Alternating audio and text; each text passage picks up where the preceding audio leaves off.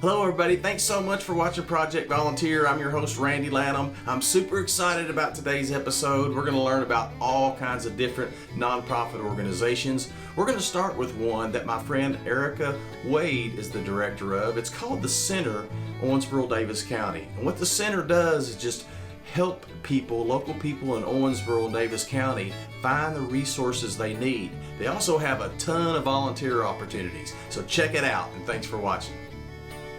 Have you ever wondered what nonprofit organizations do, or about all their different volunteering opportunities? Or what about hearing testimonies from the recipients of their care? Join us on our journey as we walk in the shoes of a volunteer for a day and find out about some amazing organizations that are literally changing the world. And along the way, meet some true surprising heroes making a difference in the lives of others as we feature another Project Volunteer. Erica, thank you so much for having us down here at the Center today. Absolutely. Thanks for coming. So there are people watching this right now have no idea what the Center is. So all right. Why don't we just start by telling people about the Center? Well, sure. So we're a community resource center. We're exactly what we sound like, but we're really heavily focused on families and children. So we're a one-stop shop for folks who really just don't know where to start. So you can come to us regardless of your age or your situation, and we're going to welcome you with open arms and really try to do some warm handoffs with some of the fantastic resources that we have here in Owensboro and Daviess County to get you linked up with the right resource the first time.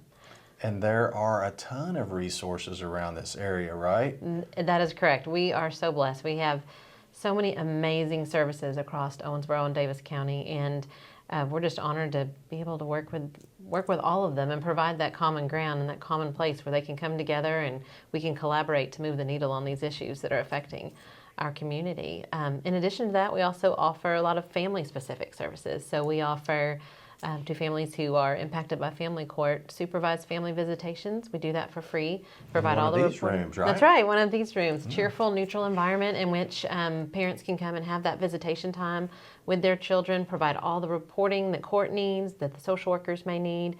But we also provide supports for those parents. We provide parenting classes, parent coaching, anger management classes, whatever they may need to help get back on track. That is great. And you know, this is such a needed service that you all provide because, again, like you said, there's so much. Where does a person even start? Right? It's overwhelming. It can be is. so overwhelming. So anytime we can help someone link up with the right service the first time and save them having to go so many different places when they really don't know where to start, when they're already in a chaotic situation to begin with, that makes our day. Right. I tell you what, very, very good. So you all need volunteers from time to time, right? We do. We use volunteers every day. And actually, it's a unique volunteer experience. If you are the type that maybe just wants to volunteer in a low-key way where you're not so much out in front of people, visitation's a great way to do that. Supervised visitation is powered by volunteers. We have a observation booth where the volunteer is in the booth, family visits in the room, they're behind one-way glass, they never see you. Our staff rooms and unrooms the families, so essentially you can remain anonymous but provide such a valuable service to the clients that we serve by taking notes during that visit. Okay, so that's what I was going to ask you. Sure. So what kind of training goes in to becoming a volunteer, and what can they expect? Sure. It's a 1-hour training. You just come here to the center. We have them monthly, and we just basically introduce you to the concept of the visitation, tell you what it is you're looking for, why it's important, not only to the children, but to the biological parents, to the foster parents, what a key piece of that reunification transition visitation is. So it's a great chance for us to educate you on that before we put you in the booth, and it's just such a blessing to be able to have volunteers who get to know those families, from behind the glass, and watch them for their duration here and can kind of alert us to things that may come up that we may need to help them with, or if they're improving, and they provide those valuable reports for the court system. So just out of curiosity, if someone was to become a volunteer for the visitations, do they do that like as needed? Is that just when they're available? Do they commit to once a week? I mean, what does that look like? Sure. We're very flexible. We work with whatever would work best for your schedule. Most of our volunteers right now do pick a day and time that works for them. None of our visits are longer than an hour, so you can volunteer as little or as much as you'd like. We have some who come in for a few hours, some who just come in for one.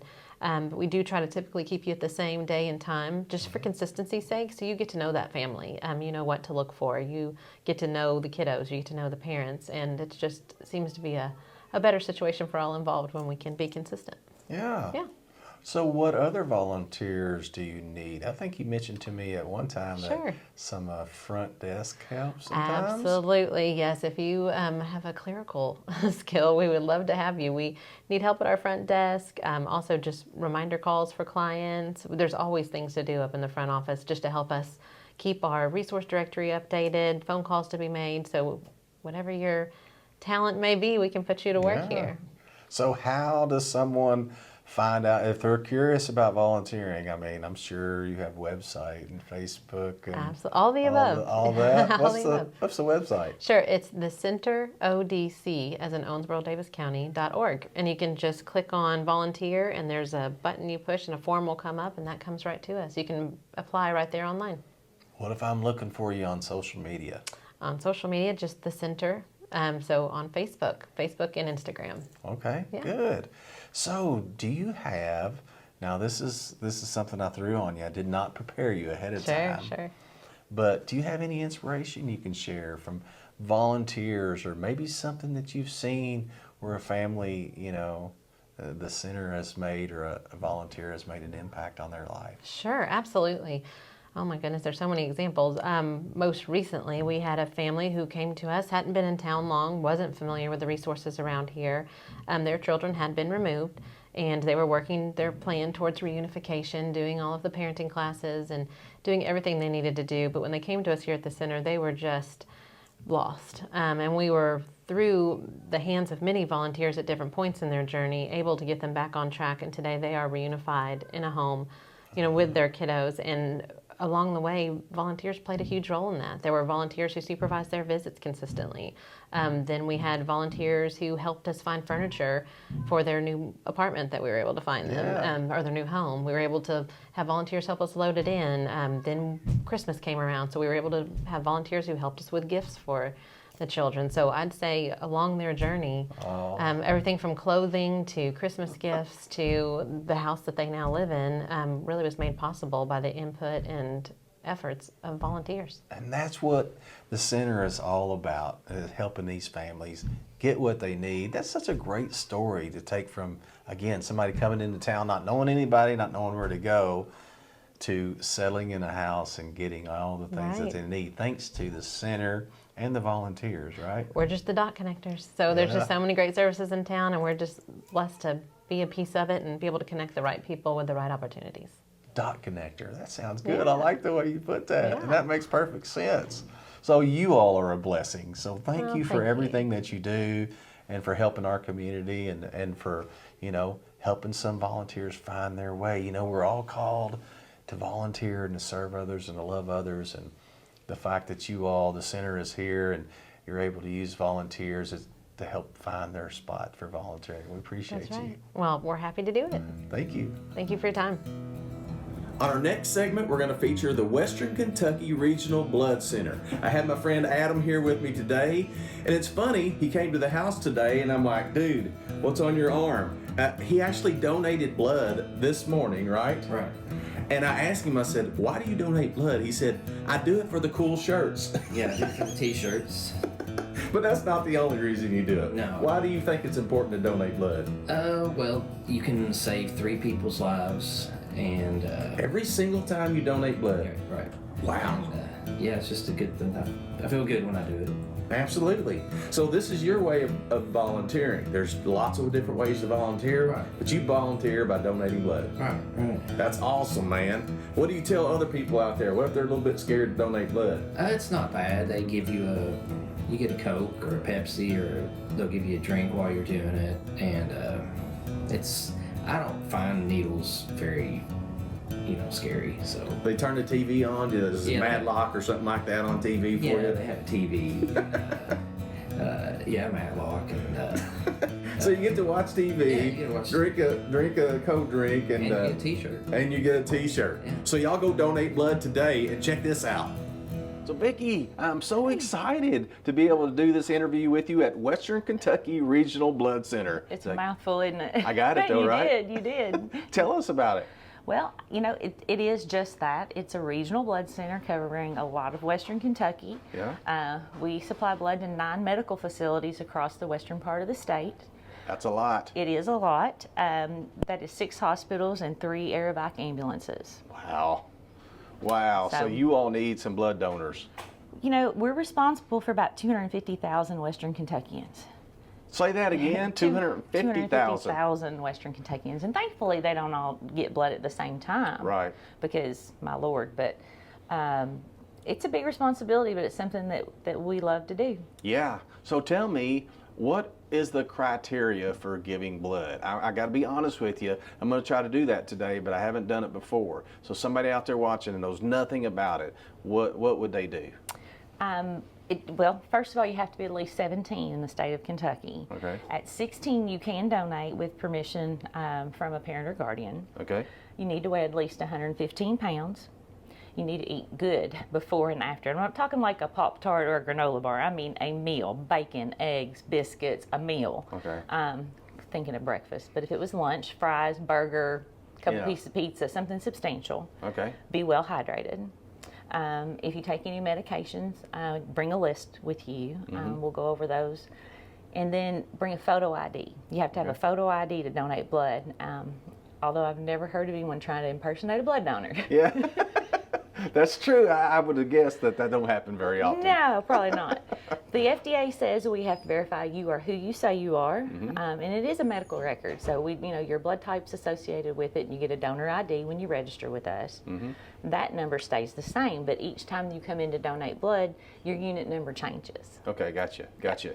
So not only can you come here to your office in Owensboro, Kentucky, right? You also have the blood mobile? We do. We have one blood mobile. There's a 5-bed. We actually utilize 4 of them with 2 screening booths, and it is able to.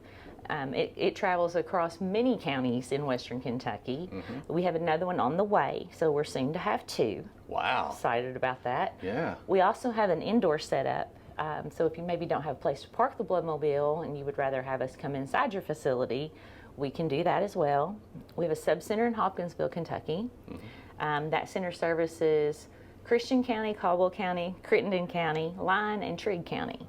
And our Owensboro Center services Hancock, McLean, Ohio, Breckenridge, Daviess, Golly. and McLean. So, Western Kentucky, you mean it. Right.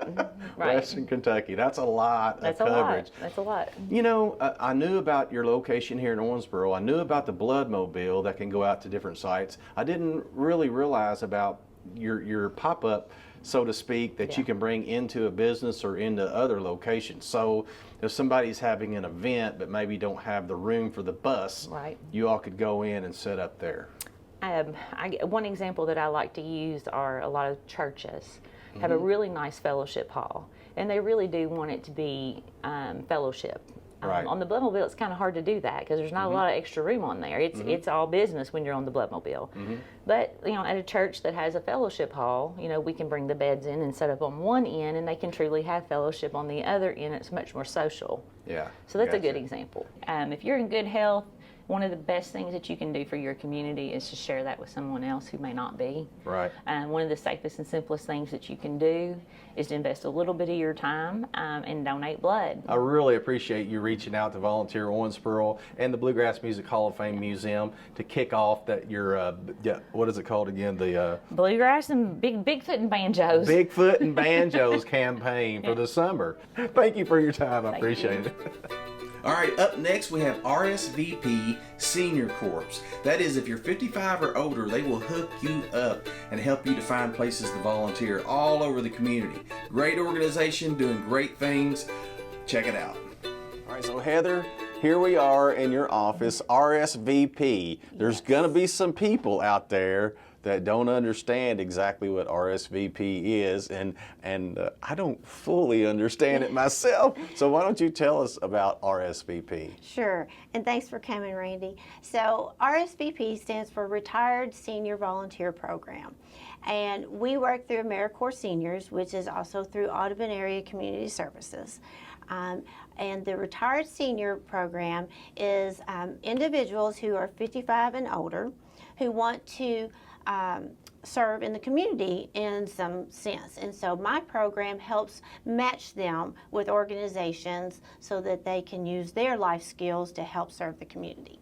Yes, and through Volunteer Owensboro, you and I have been working recently to team up some of your senior volunteers. For instance, we have some of them out at Dream Riders of Kentucky right now, right? Yes, we just started, and in fact, I just spoke with Sandy this morning, and so we're really excited to team up with them. She has a lot of programs out there that's really exciting, and so I have already spoken with some of our volunteers who have shown interest in that program. So that's going to be a good partnership. Oh, absolutely, and I think it's wonderful that your organization, that you exist, and I'll tell you the reason why. Me coming from the Volunteer Owensboro aspect of it, you know, it's like we all know we have a great community full of great people, right? Yes. There's no doubt about that. I love Owensboro, Daviess County. We all know we have lots of great nonprofit organizations that need volunteers. What we've come to find out, Wayne behind the camera there, and I've been at this for a long time. What we've come to find out is sometimes people are a little bit intimidated to go in by themselves without somebody leading them or going with them or something like that. So it seems like to me this program is perfect for them to be able to sit down with you and you explain, hey, this is what's being needed. Hey, you're going to go out with some friends, probably, yes, because absolutely. I bet a lot of those are friends. Yes, and that is how we get a lot of our volunteers, because they have friends who are already volunteering in the different stations around town. And we work very closely with every organization, making sure that the volunteers feel like they're in a good place where they are able to serve their community using skills that they've learned throughout their lives, and it also benefits the station that they're at. Well, I got to tell you, I've loved being able to connect with you lately to do these things, and now that's just an extra thing. I know from Volunteer Owensboro's standpoint, when I have somebody reach out to us saying, hey, we're needing volunteers, you're going to be one of the first people that I call. Well, that's good. I'm glad to hear that. But yes, it has been a really good connection there, and you've actually have informed me on organizations that I did not realize was in the community, so that those are people I can contact to see if our volunteers could come out to them. Yeah, you know, us all working together, that's what it's about, you know. Yes. Everybody learning what everybody else is doing. And I want to circle back around. I want to talk about the well-being of these seniors that volunteer. So say some of them, a lot of them I would say, you know, are retired. Some of them they have skills, like you said, and some of them, if they didn't have things to do, maybe might decline sitting around at home and not being active, both mentally and physically. Yes, so, absolutely. So your program, helping these seniors get connected to volunteering, is a good thing. Tell us about that. Oh yes, absolutely. And there's been studies out there done where, especially for our senior community, if they get out and volunteer, it shows that it improves their mental and their physical health. It builds their confidence up because they're out there in the community providing services, feeling good about what they're doing and feeling like they're a part of a community. The benefits are just so many. The confidence it builds in them and their self-esteem is a big one, because a lot of times our volunteers, because they're seniors, they may be widows, or they may, you know, just be, their families are grown and left the house and they're busy, and it gives them something to look forward to each day, that they go and volunteer and they are building relationships with other people in the community. Yes. So socially it's good, mentally it's good, physically it's good, keeping them active. Everything about it is good. Well, tell us, like, are you looking for senior volunteers? Are you looking for people to sign up? We are always looking for people to sign up, both with my program and also with the other programs that work through our offices, AmeriCorps Seniors. We have a foster grandparent program as well as a senior companion program, and we're always looking to recruit volunteers. There's always a place for someone. Yeah. Oh. Yeah. Well, thank you so much, Heather, for everything that you all are doing. Again, you're benefiting not only the nonprofits and the volunteering needs, but you're benefiting these seniors that need that. We all know, I believe we're all called, it's part of our DNA is to serve others, to volunteer, to do good for somebody else. So when we're doing that, I mean, we're fulfilling that hole, so to speak, in our hearts that we need to be filled, you know, when we serve other people. So I just think it's a great thing. It's what y'all are doing, you know. Thank you, and I agree with what you just said. So, well, I appreciate you coming out Yeah. and talking to us about our program. Absolutely. Thanks again, Heather. I appreciate your time. Thank you. Appreciate it. Thank you so much for watching Project Volunteer. We hope you were educated and inspired yourself. Hey, listen, get out, volunteer in the community, go make a difference. Every one of us can make a difference, no matter what your calling is. God gives us all the spirit to serve others, and we really need to go out and do that to make a difference in our lives and to fulfill that hole in us as well. So get out there and make a difference. And we're going to end this episode a little differently than we've ever ended any other episode. And we're going to let you enjoy some of the bloopers from the past seasons. Enjoy. Thanks again for watching. Hi there. Hey, I'm Teresa with Empty Bowls, and can I put up a flyer? Absolutely, just put it in the window. Alrighty, about right there. And while you're here, I'd like to present you with this, dang it, said, bye. I'm not an actor. It's okay. Let's keep rolling. Keep it rolling, Brian. Oh my gosh. Wait, have I already gone through the door? Yeah, just start there. During this next segment, we're going to introduce you to the Senior Community Center. On this next segment, we're going to I can't even talk. Go ahead. Okay, we're just going to. She got 6.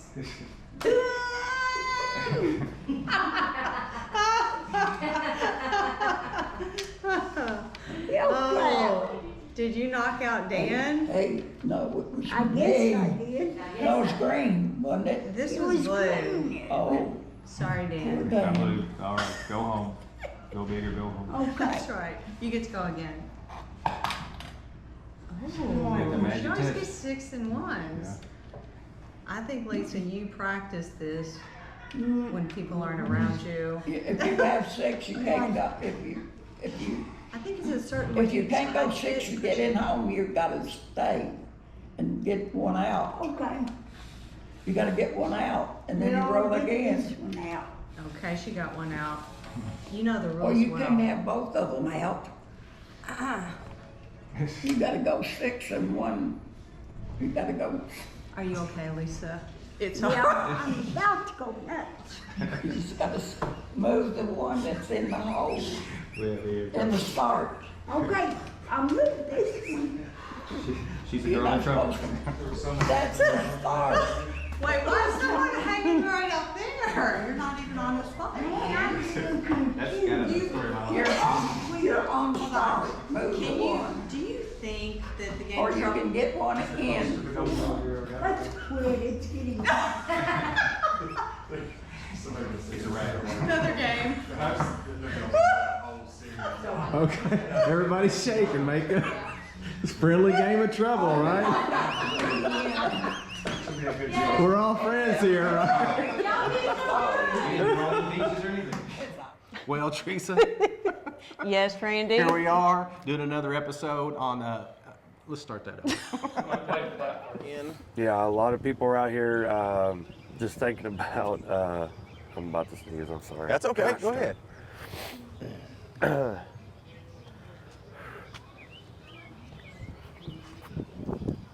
All right. Do a little dance.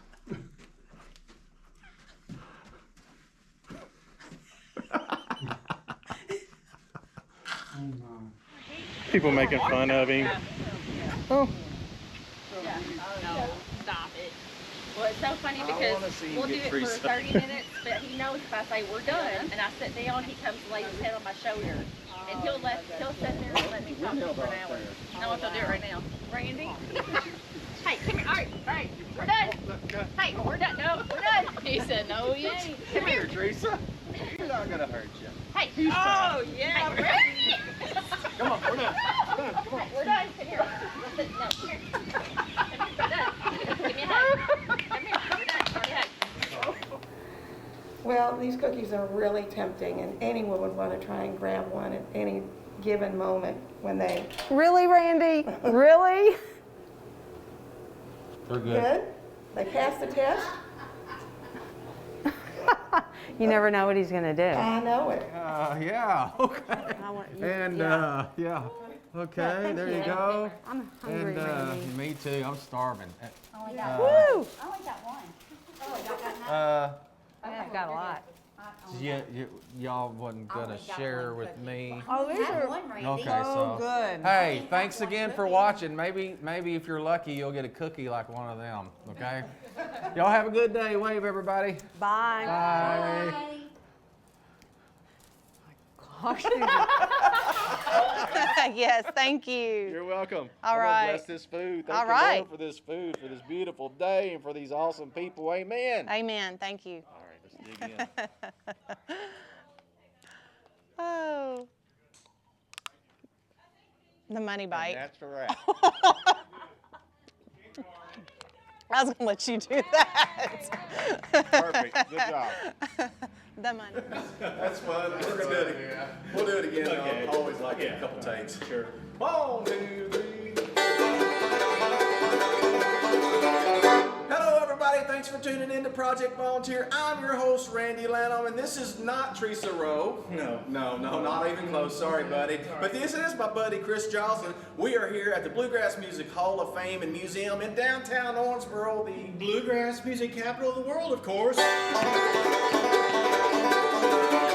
And we are going to be learning about this wonderful place, all the volunteering opportunities. Not only here, we're going to go a little south down to Rosine, Kentucky, and learn about the Bill Monroe Museum, the Bill Monroe Home Place. So today is Bluegrass Day. Nice. Everybody, thanks for tuning in. See, that was even better, wasn't it? Yeah, you're going to have to teach Teresa how to play band. That may be where she draws the line. Yeah.